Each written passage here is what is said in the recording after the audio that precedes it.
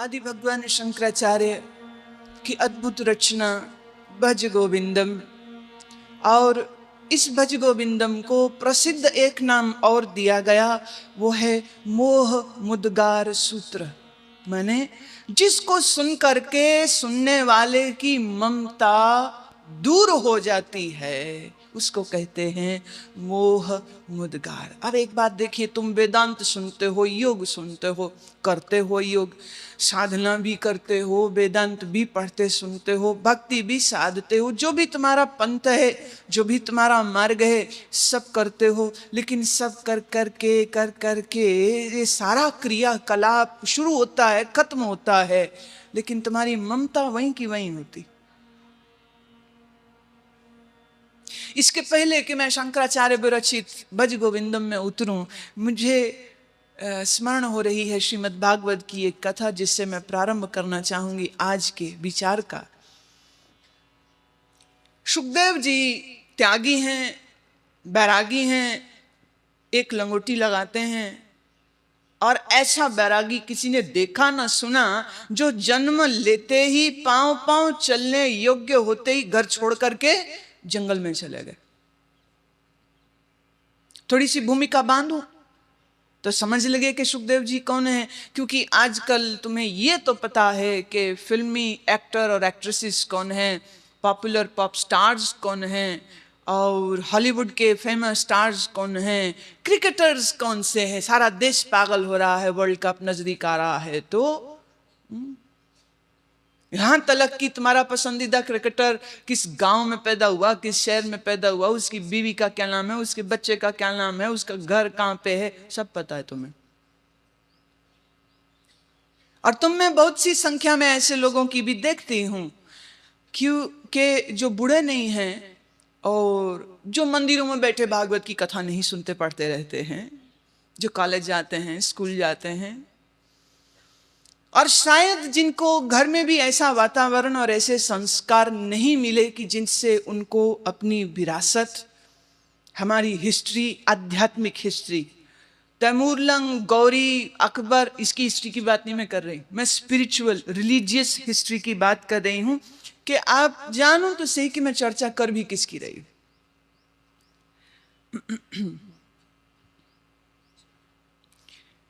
किसी से पूछा था स्कूल में एक एग्जाम में कि दशरथ कौन था, दशरथ कौन था, और बच्चे ने जवाब लिखा हमारे घर का रसोइया है।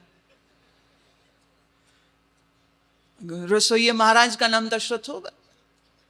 तुम कहोगे ऐसा भी होता है, अरे क्यों नहीं होता, बहुत कुछ ऐसा होता है जिसको होना तो वैसा चाहिए था, पर वैसा न होकर के ऐसा होता।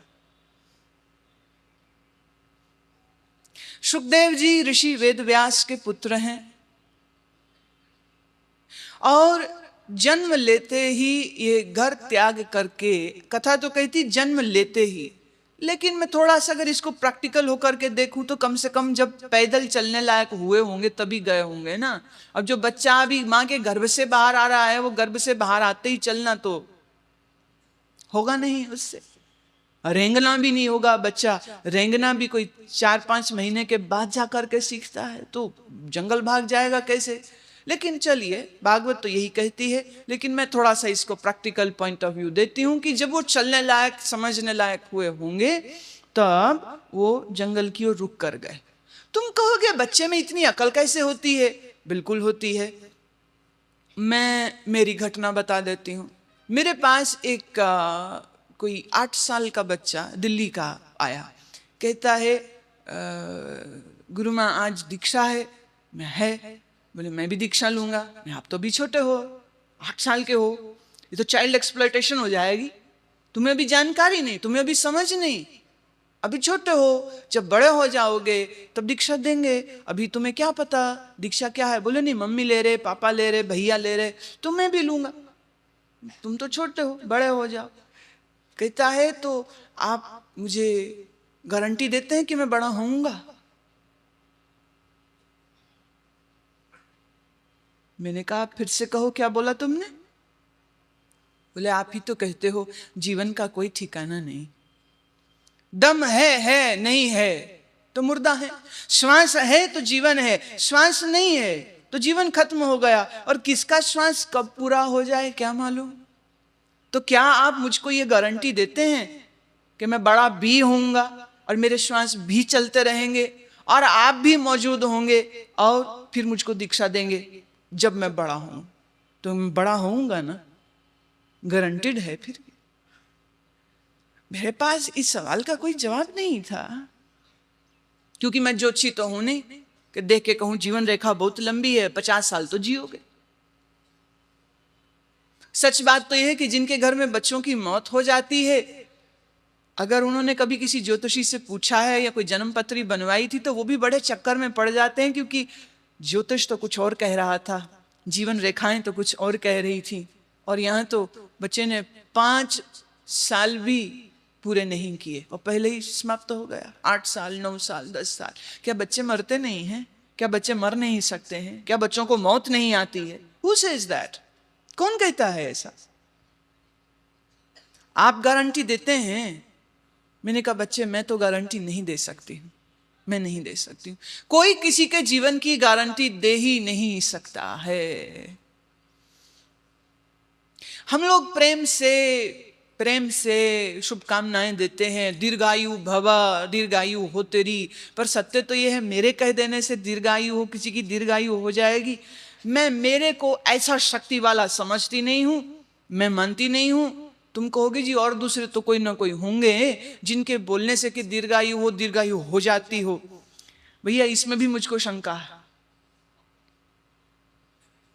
इसमें भी हमको शंका है।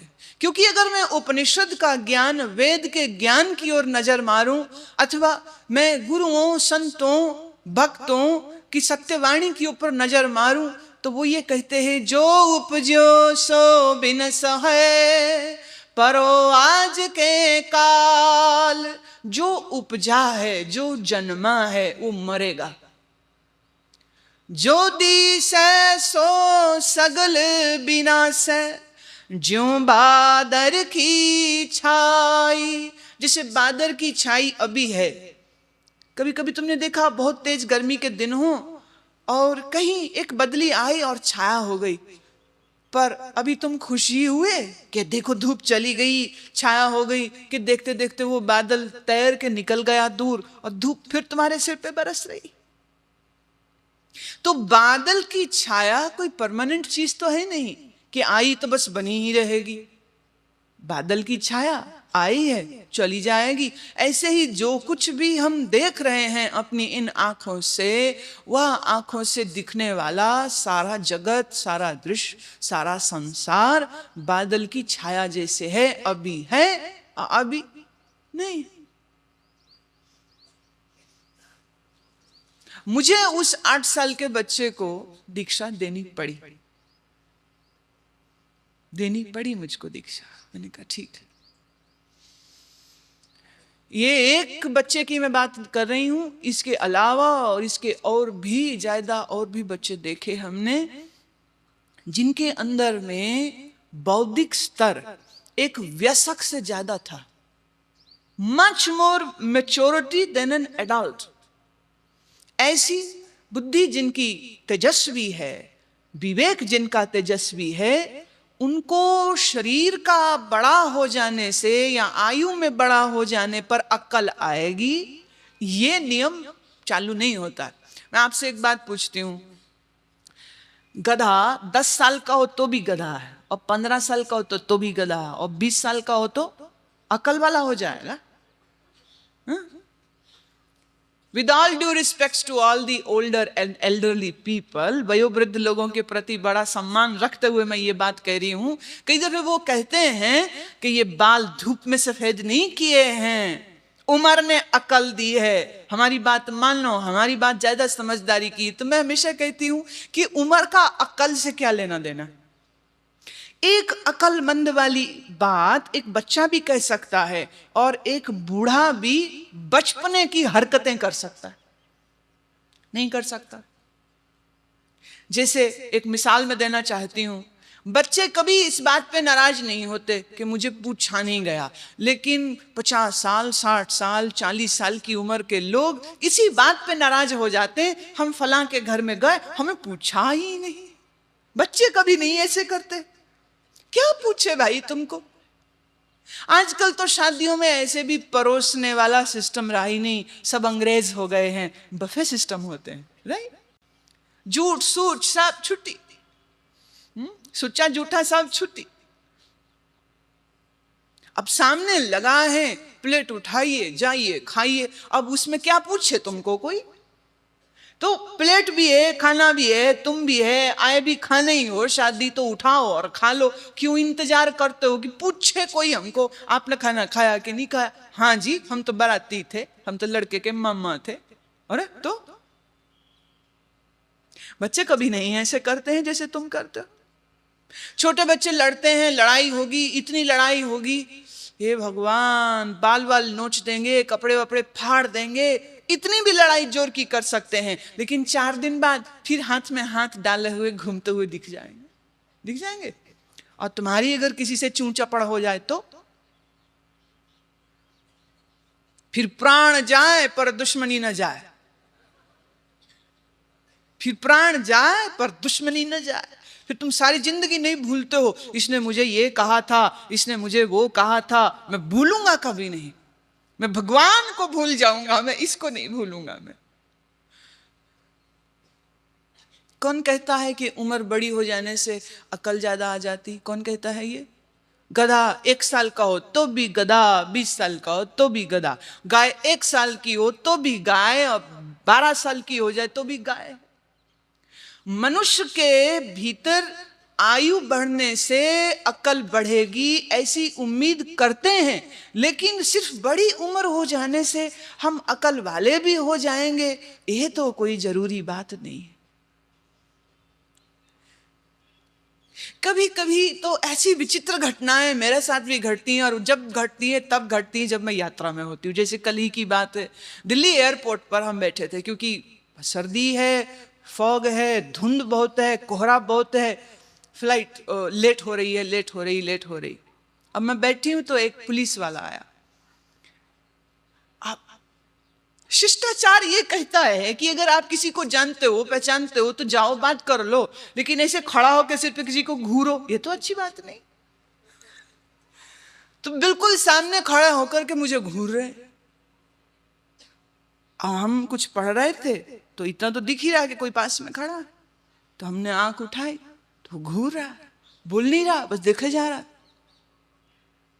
फिर कहता है अपना नाम बताओ।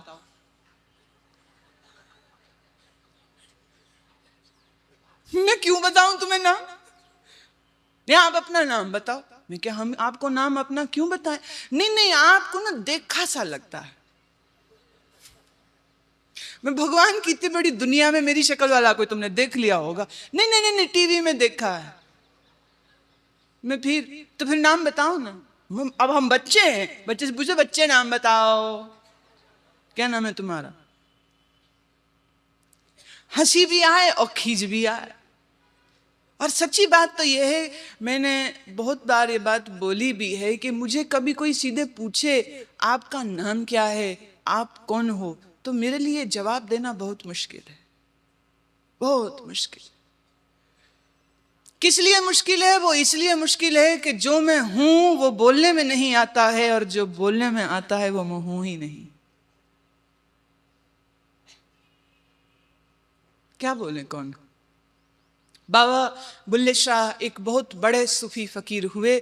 उनकी रचना है, की जाना मैं कौन बुल्लिया, की जाना मैं कौन हूं मैं, क्या बताऊं तुमको, पर इतना कह देता हूं, मैं तन नहीं हूं, मैं मन नहीं हूं, मैं हिंदू नहीं हूं, मैं मुसलमान नहीं हूं, मैं आदमजात भी नहीं हूं, मैं मोमिन भी नहीं हूं, मैं काफिर भी नहीं हूं।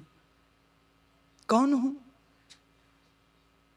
तुम बूझ लो, क्योंकि जहां हम हैं वहां हमको हमारी भी खबर नहीं, जहां हम हैं वहां हमको हमारी भी खबर नहीं। अब क्या जवाब दें कि कौन है। फिर पूछता पुलिस वाला मुझको, आपका नाम क्या है। मैंने कहा आप जाइए।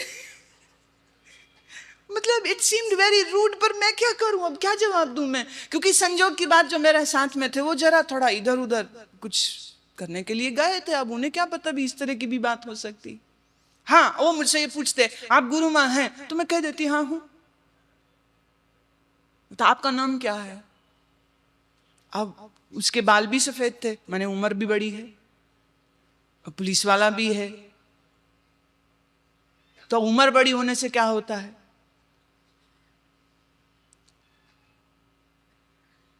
अक्ल का शरीर की आयु से कोई लेना देना नहीं, ऐसे ही वैराग्य का आयु से कोई लेना देना नहीं। लोग कहते हैं जब बुढ़े होंगे ना तब वैराग्य करेंगे, तब भगवान को याद करेंगे। बच्चे हैं, जवान हैं, और ये कोई हमारी उम्र है भगवान को याद करने की, संसार को छोड़ने की, संसार को त्यागने की? ये वो आयु तो है भोगने की, खाने की, दौड़ने की, खेलने की, खाने की, पीने की। ये तो भगवान का भजन करने के लिए थोड़ा ना है।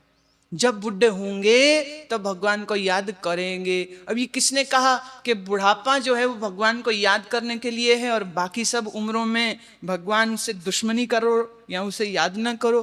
Who said that? अज्ञानता है, एक्सपोजर नहीं है। जिसको पता नहीं है, जो जानता नहीं है, उसको ये लगता है कि बचपना है खाने पीने की उम्र, जवानी है भोगने की उम्र, और बुढ़ापे में जब खेल नहीं सकेंगे, जब हम दौड़ नहीं सकेंगे, जब हम भोग नहीं भोग सकेंगे, तब बैठ के राम राम राम राम कर लेंगे। पर मैं कहती हूँ जिसने बचपन में राम से प्यार ना किया, जिसने जवानी में राम को याद ना रखा, वो बुढ़ापे में भी राम को याद नहीं कर सकेगा। बहुओं को, बेटों को गाली देता रहेगा, क्या करते हो, मेरे पास बैठो, मेरी मर्जी मानो, या अपनी बीमारियों और अपने रोगों से ग्रसित हुआ हाय हाय करता रहेगा। वो ईश्वर की आराधना क्या करेगा, कैसे करेगा? सिर कंप्यो पग डगमगे, नैन ज्योत ते हीन, कहो नानक ये विद पई, तऊ नहर रस लीन। बुढ़ापा आता है, हाथ कांपते, पैर कांपते, दांत चले गए, शक्ति चली गई, देखने की ताकत चली गई। चलता है तो पैर डगमग डग डोलते हैं, चलता है तो पैर सीधे नहीं रखे जाते, बिना लकड़ी के, बिना सहारे के वो चल नहीं सकता। शरीर की ऐसी जर्जर अवस्था हो गई, और मन है कि अभी भी संसार की ही चिंता कर रहा है। क्यों? सारी जिंदगी जिस संसार का चिंतन किया है, अब अचानक बुढ़ा हो जाने पर ईश्वर से प्यार कहां से हो जाएगा? ये भी एक बहुत बड़ी अज्ञानता है। It's a huge huge misunderstanding. ये सबसे बड़ी भ्रम है आदमी के मन का कि बुढ़ा होंगे तो बैराग होगा, बुढ़ा होंगे तो भगवान को याद करेंगे। सच्ची बात बोलूं ना तो बुढ़ापे में शरीर की हालत तो खस्ता होती कि नहीं होती? अभी तुमसे कोई बोले कि 1920 की एक कार है हमारे पास, ले लो, तो विंटेज कार्स होती हैं 1800-1700 तक की गाड़ियां कई लोगों ने रखी हैं, पर वो बहुत महंगी बिकती हैं। विंटेज कार्स की जब रैली निकलती है तो आप देखिए कैसे कैसी पुरानी गाड़ियां ऐसी सजा सजा के लोग लेकर के निकलते हैं। लेकिन कोई आपसे कहे कि आप मेरे से गाड़ी ले लीजिए पुरानी, और जब तुम उसको देखो, मैंने ना इंजर ना पिंजर ना इंजन, कुछ ना हो उसका, कितने में खरीदोगे? तुम कहोगे भाई ये तो कबाड़ी वाले को बेचो, इसको कार मत बोलो, इसे स्क्रैप बोलो, कबाड़ा बोलो इसको, कबाड़ा किसी कबाड़ी को दो, और हमको क्यों देते हो? तुम बाजार में फल खरीदने जाते हो, मुझे बताओ कैसा फल खरीदोगे? गला हुआ, सड़ा हुआ, कैसा फल खरीदोगे? जो अच्छा हो, दबा हुआ भी ना हो। तो लोग खरीदना जिनको फल आता है ना, बड़े तरीके से फल उठाएंगे, गोल घुमाएंगे, आंखों से देखेंगे, फिर सूंघेंगे, फिर यूं यूं वजन भी देख लेंगे, भी ठीक ठाक है ना, पूरा वजन भी तो है।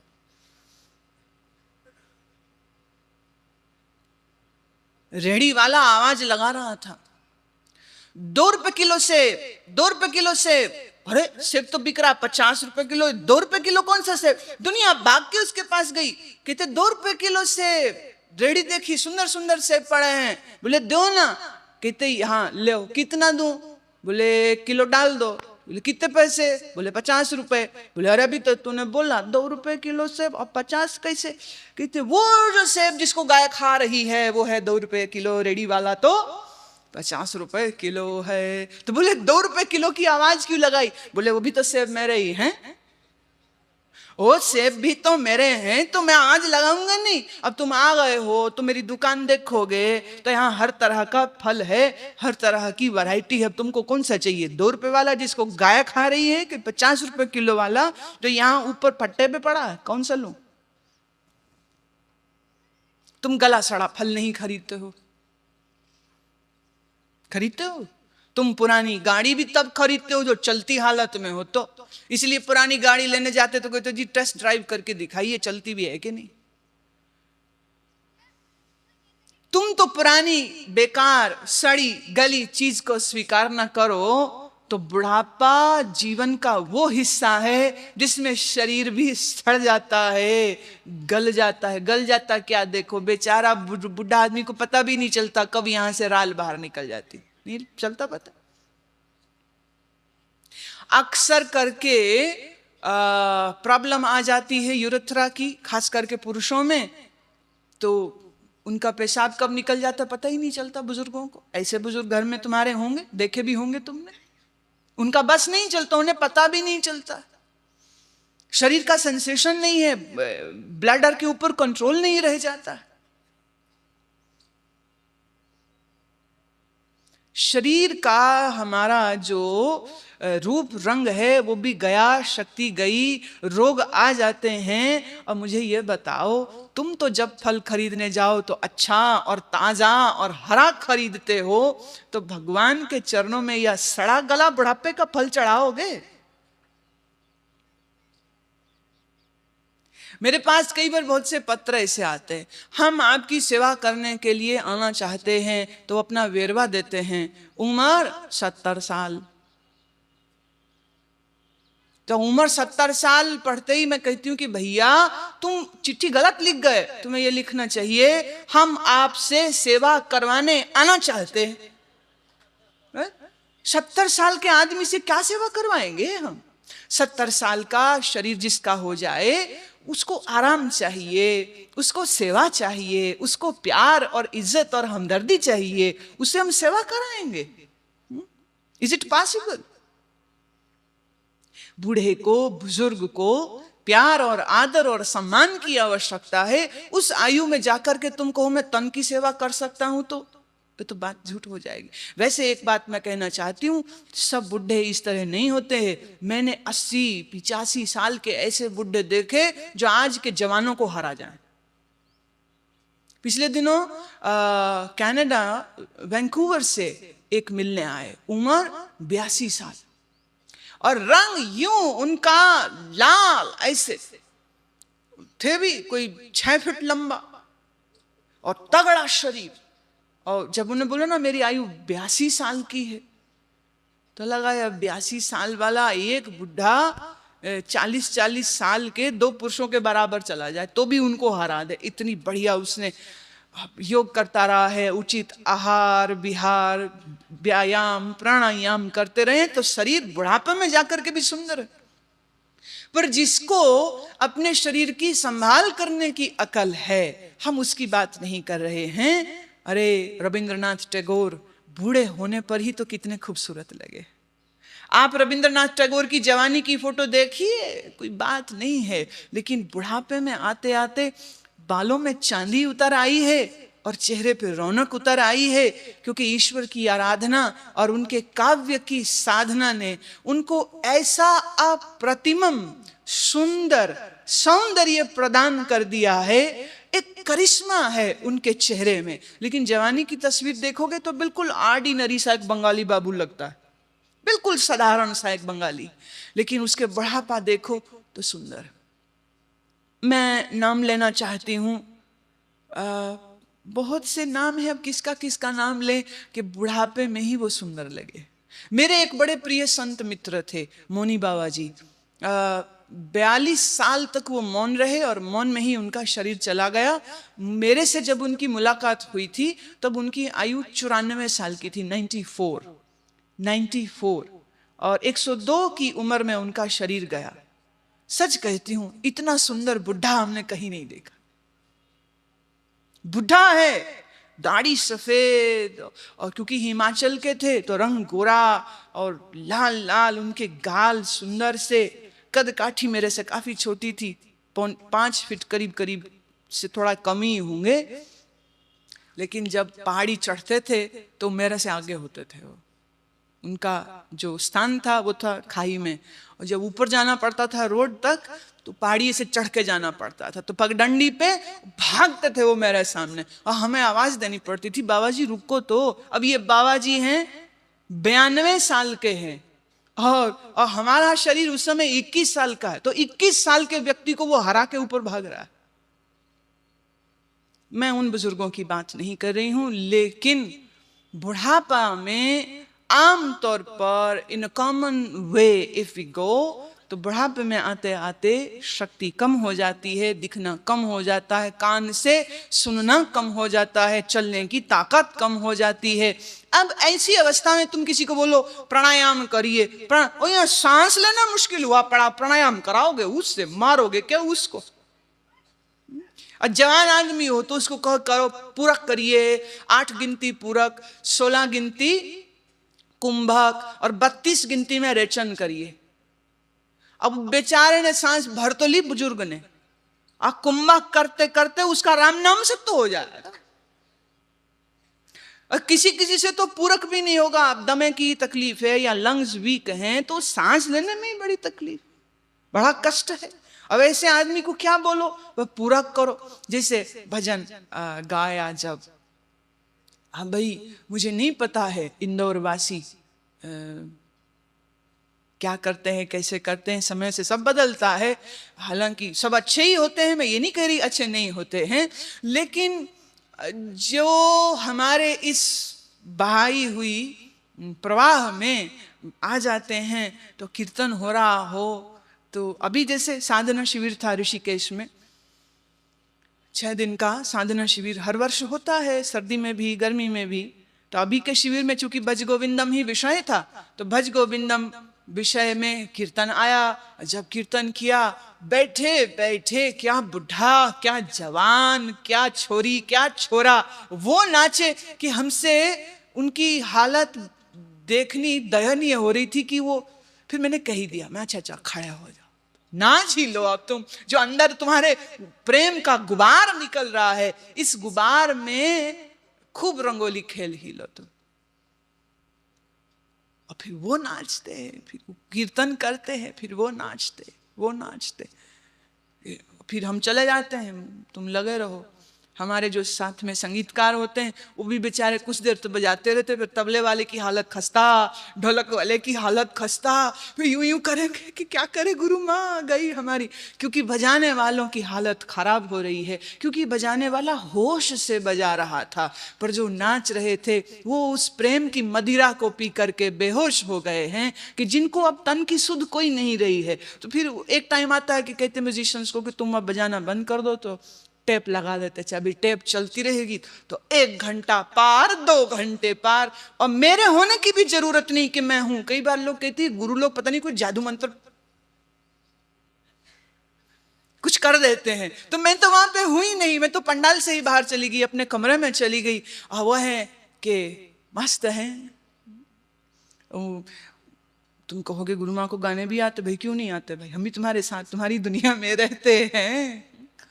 दीवाने हैं दीवानों को ना घर चाहिए, ना घर चाहिए, मोहब्बत भरी एक नजर चाहिए, नजर चाहिए। दीवाने हैं दीवानों को ना घर चाहिए, ना घर चाहिए, मोहब्बत भरी एक नजर चाहिए, नजर चाहिए। और जिसको वो मोहब्बत की नजर मिल गई हो उसको कहाँ होश रहती, कहाँ होश रहती है। और इस बेहोशी, इस प्रेम की बेहोशी के बाद प्रस्फुटित होता है जो नृत्य, वो नृत्य डांस नहीं है जो तुम बारात में, क्लब में, पब में, डिस्को में जाकर के करते हो, ये वो नृत्य नहीं है।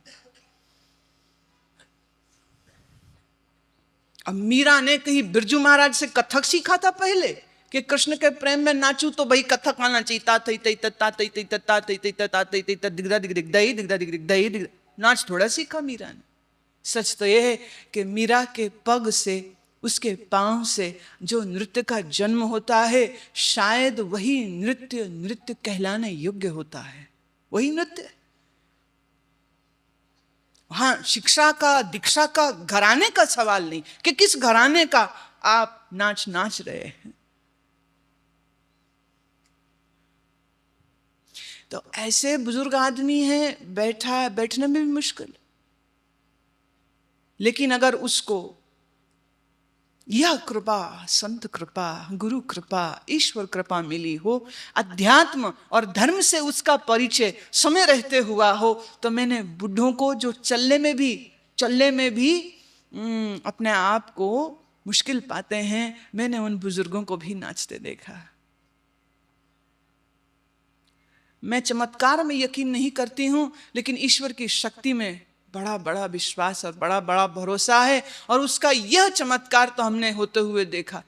पंजाब के एक शिष्य है, उसको पैरालिसिस हुआ, 2 आदमी सहारा देते, छड़ी पकड़ के चलता है, चलता क्या घसीटता था।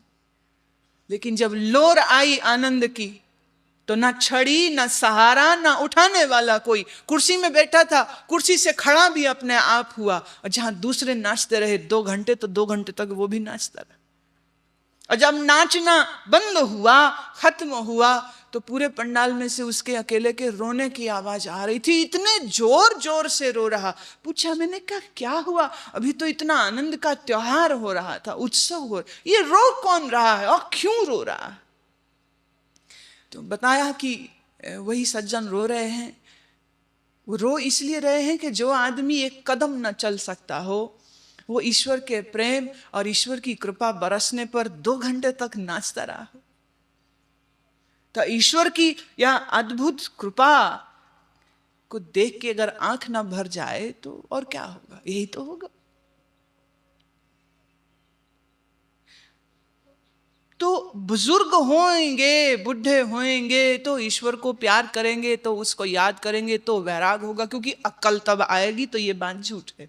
सुखदेव जी महाराज छोटे से हैं, शरीर बच्चा है, बालक हैं, लेकिन अपने पूर्व जन्मों के संस्कारों की वजह से उस वैराग्य, उस विवेक, उस ज्ञान के शिखरों को वो छू रहे हैं कि घर त्याग दिया। पिता बहुत समझाया वेद व्यास ने, बेटा मत जाओ, पर वो कहते नहीं, अब तो वही वीराना और वही एकांत, वही गुफा, वही कोई कंदरा में बैठना अब मुझको प्रिय है, मुझे तुम्हारे संग बैठना प्रिय नहीं। ये सुखदेव जी कई वर्षों तक वन में ही रहे, ध्यान साधना सब करते हैं, योग आसन प्राणायाम सब करते हैं, पर सब करके भी अतृप्त हैं। एक अतृप्ति है, अपूर्णता का एहसास है भीतर। वापिस लौटे, पिता वेदव्यास ऋषि से मुलाकात करी और पूछते हैं कि पिता, मेरे मन में एक शंका है, मैंने संसार की कामना का रस भी नहीं चखा है। वासना किसको कहते हैं ये मैं स्वप्न में भी नहीं जानता हूं। ममता किसको कहते हैं ये मेरे चित्त में कहीं है ही नहीं। निता निरंतर ध्यान चिंतन आसन साधना में करता, लेकिन इसके बाद भी देखता हूं कि मेरे अंतःकरण में एक अतृप्ति है, पूर्णता का एहसास, परम संतुष्टि का एहसास मेरे चित्त को नहीं है। क्या कमी है, क्या कमी है?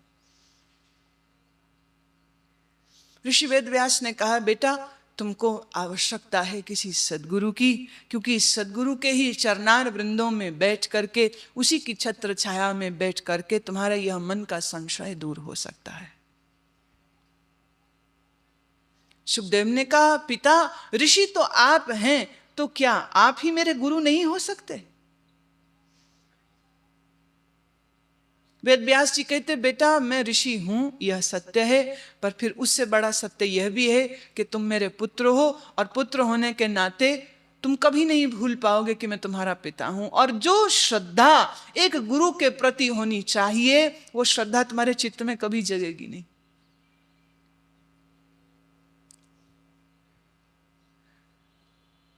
एक संशय कहीं तुम्हारे चित्त में रह न जाए कि मेरे पिता मुझको वह ज्ञान करा भी पाएंगे या नहीं, तो मैं नहीं सोचता कि मैं गुरु होने की योग्यता को तुम्हारे प्राय पूरे कर सकूंगा।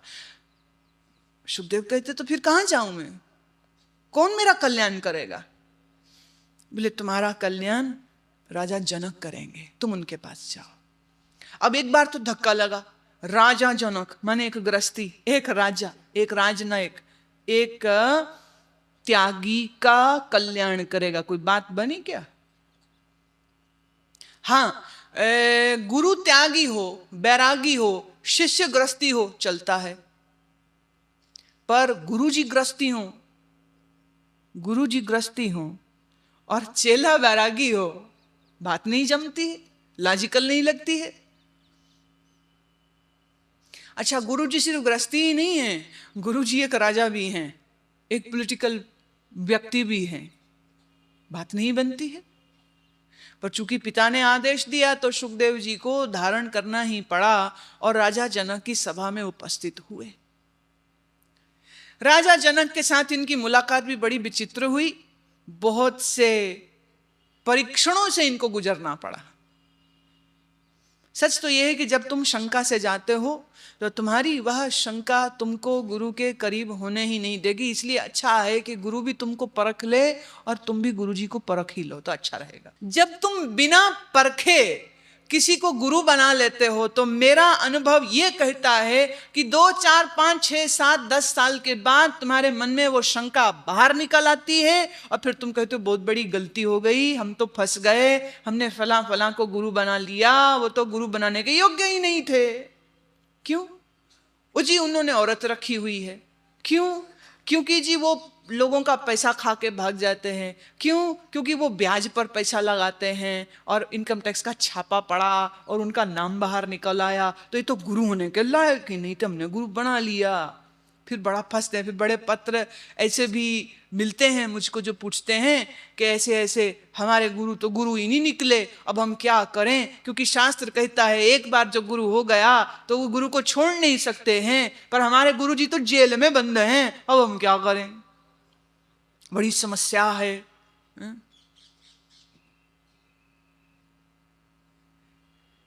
तो भाई तुमने इतनी जल्दी क्यों की किसी को गुरु बनाने की? सवाल तो ये है।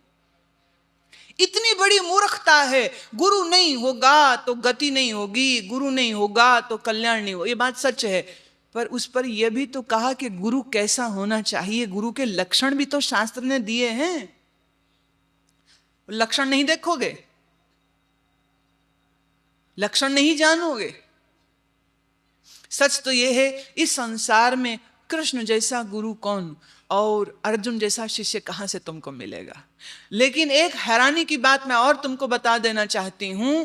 कहने को कृष्ण गुरु हैं, अर्जुन शिष्य हैं, लेकिन अर्जुन को कृष्ण भगवान ने कभी भी नाम मंत्र दीक्षा दी ही नहीं। दी क्या? उठा करके गीता देख लो, खोल करके पढ़ लो अच्छे तरह से। सिर्फ एक श्लोक आता है, शिष्यस्त्यहं शादीमां त्वं प्रपन्नम, जहां अर्जुन कहता है मैं भगवान आपका शिष्य हुआ। भगवान भी नहीं कह रहा, वो मैं कह रही हूं। वो कहते हैं हे कृष्ण मैं तेरा शिष्य हुआ। मैंने गुरु का नाम लेकर के कह रहे मैं तेरा शिष्य हुआ। गुरु जी भी नहीं कह रहा है, गुरु महाराज भी नहीं कह रहा है, हे कृष्ण मैं तेरा शिष्य हुआ, मुझको स्वीकार करिए, मेरा मार्गदर्शन करिए। तो ट्रेडिशनली परंपरा से अगर मैं देखूं तो अर्जुन शिष्य नहीं है, गुरु जी कृष्ण गुरु नहीं है, क्योंकि अर्जुन ने नारियल नहीं चढ़ाया, फूल माला नहीं रखी, 1100-2100 रुपया नहीं धरा, कोई कपड़ा कोई बर्तन नहीं रखे, कोई मौली नहीं बांधी, कोई तिलक नहीं लगाया। ऐसे ही ना जैसे लव मैरिज, घर से भाग गए तो न शादी न पंडा न पुरोहित न बारात न डोली न लेना न देना, तो समाज कहता हम नहीं मानते ये शादी को, दोबारा से शादी करो, हमारे सामने करो। तो कृष्ण और अर्जुन का भी लव मैरिज जैसा ही हाल है, कोई नारियल कोई फूल कोई मंगलाचरण कोई आरती कोई चरण नहीं धोए, कुछ नहीं किया, उन्होंने कहा मैं शिष्य हूं, और भगवान गुरु बन करके मार्गदर्शन देने लग गए। पर जब तक ये बात नहीं कही अर्जुन ने, तब तक तो वो कृष्ण से लड़ रहा है। कृष्ण मित्र भी है, कृष्ण उसका दोस्त भी है, कृष्ण उसका रिश्तेदार भी है, कृष्ण उसका साला भी है। देखी दुनिया में कहीं कोई ऐसी दोस्ती कि एक दोस्त अपनी ही बहन को अपने दोस्त के साथ भगा दे? ये तो देखा कि दो दोस्तों की दोस्ती टूट गई क्योंकि उसने मित्र की बहन पर नजर रखी या दोस्ती बढ़ानी चाहिए, तो दोस्त लड़ पड़े। पर यह भी कभी सुना दुनिया में आज तक कि भाई अपनी ही बहन को अपने दोस्त के साथ भगा दे? सुभद्रा को भगाया कि नहीं भगाया साथ में? ऐसी गहरी दोस्ती, ऐसी गहरी रिश्तेदारी, ऐसी नजदीकी। लेकिन इसके बाद भी जब तलक अर्जुन ने शिष्य भाव अर्जुन को कब आया? जब उसको ये लग गया अच्छी तरह से कि मेरे जीवन की इस बागडोर को सही दिशा यही दिखा सकता है मेरा मधुसूदन। इसको मैं एक साधारण मनुष्य समझता रहा हूं, पर यह साधारण नहीं, ये तो ज्ञान का सागर है, ये तो अमृत स्वरूपा है, और मेरा मार्गदर्शन आप करिए। लेकिन लोग हैं वो गुरु बनाते हैं, अच्छा ये गुरुजी टीवी में आते, बनाओ इनको गुरु। टीवी में आने से क्या हो जाएगा? टीवी में तो दुनिया भर के लोग आते, आज तक में खबरें पढ़ने वाले भी टीवी में आते, खबरें पढ़ने वाले कार्टूनिस्ट एक्टर एक्ट्रेसेस सब लोग आते, सबको गुरु बना लोगे क्या?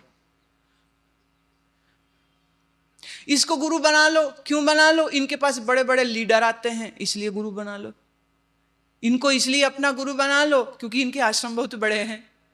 ये तो कोई बात ना हुई। गुरु बनाने के लिए ये तो कोई आधार भी नहीं हुआ। सुखदेव जी को मन में शंका है जनक पर, और जनक भी खूब अच्छे से जानते हैं कि इसको शंका है, क्योंकि वो सोचता है जो राजकाज में व्यस्त है, जिसकी पत्नी है, जिसकी पुत्री है, जो स्वयं ग्रस्त है, जो भोगी है, वो मुझको ज्ञान का वेदांत का क्या उपदेश देगा? और जनक ने कहा कि हम तुमसे बात करेंगे बाद में, मैं ये देखूं कि तुम मेरे शिष्य होने योग्य हो भी कि नहीं, तो आपको एक परीक्षा से गुजरना होगा।